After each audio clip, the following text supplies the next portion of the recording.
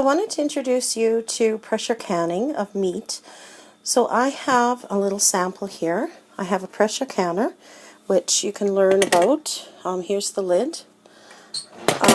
So I have 4 jars of pork cubes that I'm going to pressure can.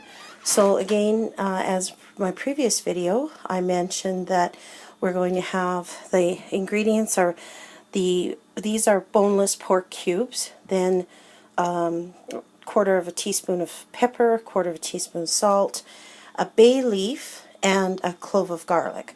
I just put a half clove of garlic because I'm doing the small jars here.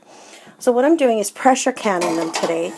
The ideal part of pressure canning is that you can manage to get the meat canned to a high temperature to kill all the bacteria, because the danger of canned goods is botulism can be set in.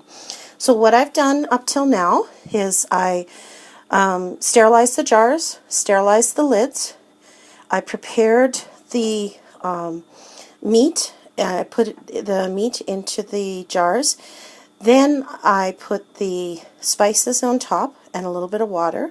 Now I did see online that you can also choose to not use water and it makes its own juice, but for this instance I did add water. You do want to leave 1 inch of head space, it's called, here on the jar. You want to make sure that there's air available there so that it has room to expand and contract and it doesn't interfere with the seal.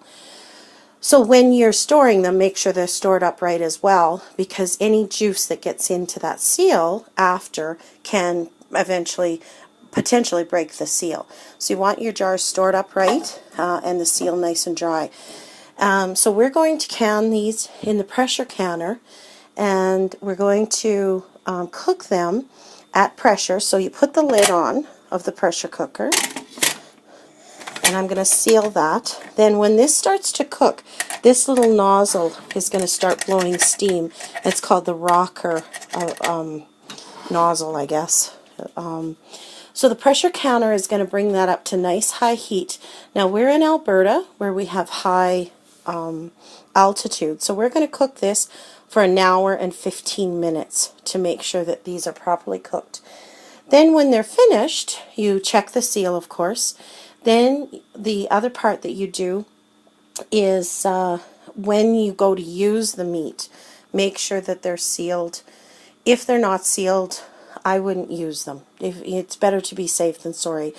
They may look bad if they're not sealed, but they may look perfectly fine and they have botulism because you can't see bacteria. So we do want to make sure that it's properly sealed. So we're going to go ahead and cook this for 1 hour and 15 minutes, and we will have canned pork. And then all you do is you take it out of the jar just as you would a package of pork, and you would use it in any recipe. So you could use it in a stir fry, in a pork casserole, anything like that that you wanted to use your meat, but you don't have to deal with refrigeration, and you don't have to thaw it out either. So I hope that's a good example of pressure canning meat. And I'm Deanna with Wind Haven Shaman, and I practice simple living that feeds your soul.